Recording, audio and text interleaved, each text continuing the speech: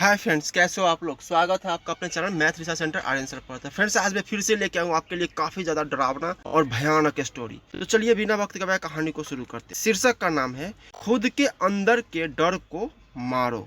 दोस्तों, मैं हैदराबाद से हूँ और मेरे साथ ये घटना तब हुआ था जब मैं 19 साल का था और मेरा नाम साहिल है। एक दफा की बात है, मैं और मेरा दोस्त जिसका नाम विनय है वो एक पार्क में बैठे हुए थे। उस समय तकरीबन 9 बज रहे थे। सब लोग धीरे धीरे घर की ओर जा रहे थे। मैं और मेरे दोस्त बाहर कुछ खाना खा रहे थे। हमने सोचा थोड़ा घूम लेते हैं। हम दोनों आराम से घूमने लगे तो हम एक पुराने दरख्त के पास जाकर रुके और मैंने अपने दोस्तों से कहा कि मैं एक गाना लिखता हूँ कि तभी नमाज होने लगी तो मैंने गाना रोक दिया और नमाज खत्म होते ही दोस्त ने कहा कि अब गाना लगाओ। पर जैसे ही मैंने गाना लगाने वाला था तो पीछे दरख्त से एक आवाज आई। तो मैंने सोचा कि कोई परिंदा या जानवर होगा। दरख्त हमसे 2 फुट की दूरी पर था और मैंने जब मुड़कर देखा तो दरख्त की एक शाखा के पास एक शख्स बिल्कुल काला, करीबन 5 फुट लंबा खड़ा था। अंधेरा इतना था कि उसकी लाल रंग की आंखें साफ चमक रही थी और उसका ना मुंह था न नाक और न कान। मैंने डर के मारे जैसे अपने दोस्त विनय की तरफ देखा तो वो मुझसे पहले ही पार्क के दरमियान में जा चुका था। शायद उसने मुझसे पहले उसे देख लिया था। हम दोनों तेजी से भागकर पार्क के बाहर आकर अपनी बाइक स्टार्ट करके सीधा अपने दोस्त के पास जा पहुंचे।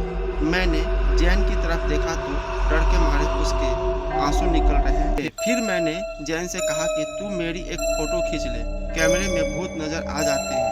मगर कैमरे में कुछ भी नहीं आया। इसके बाद हम चारों ने पार्क के अंदर जाकर देखा मगर वहाँ कुछ नहीं मिला और फिर हम घर चले गए। चंद दिनों के बाद मैं एक टूर पर बर्फबारी देखने चला गया और जब मैं वापस आया तो मैं चलते चलते कॉलेज के पास चला गया। कॉलेज से मेरा घर 2 किलोमीटर की दूरी पर था और उस समय तकरीबन रात के 12 बज चुके थे। मैं अकेला रोड पर चल रहा था। तकरीबन 1 किलोमीटर गुजरने के बाद कब्रिस्तान आया तो मैं घबरा गया और जब मैं कब्रिस्तान के करीब से गुजरा तो मुझे डर लगने लगा और मेरा दिमाग काम करना बंद कर चुका था। पर जैसे तैसे मैं अंधेरे से होता हुआ घर पहुंच गया और मैं सो गया। तकरीबन 3 बजे के करीब मुझे लगा कि मुझे हिला नहीं जा रहा है और ना कुछ बोला जा रहा है, बस देख पा रहा था। मुझे लगा शायद मुझे स्लीप पैरालिसिस हो गया है और कुछ ही सेकंड बाद मेरी छत से एक बहुत ही खौफनाक शख्स जिसका रंग काला और सर पर 2 बड़े बड़े सिंग थे, वो किसी शैतान जैसा लग रहा था, वो मेरी छाती पर आकर बैठ गया और मेरा गला दबाने लगा। मैंने मन में कहा कि मैं आज मर जाऊंगा।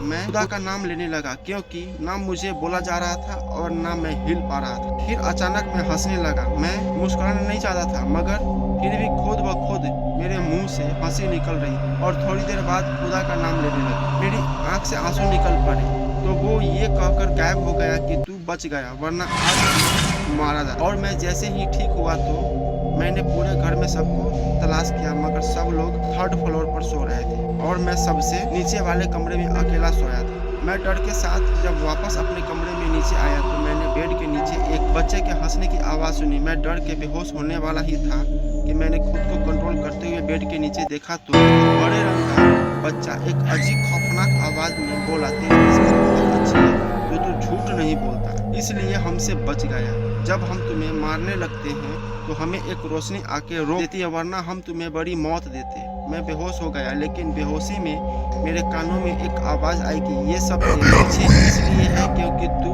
इनके वजूद पर हंसता है। इनसे बचने का एक ही तरीका है, तू अपने गुस्से को बाहर निकाल और खुदा का नाम लेकर उसका सामना कर। अगले दिन जब मैं सोया तो मैंने एक बार फिर से खुद को बेजान पाया मगर मुझे वो ख्वाब वाली बात याद आ गई और मैं दिल में खुदा का नाम लेकर गुस्से में आ गया मगर घबराया हुआ। और अचानक बिना जिस्म के एक औरत का सर जिसके लंबे बाल थे बहुत तेजी से मेरे सामने आ गई। मेरी जगह कोई और होता तो शायद मर जाता मगर मेरी किस्मत अच्छी थी।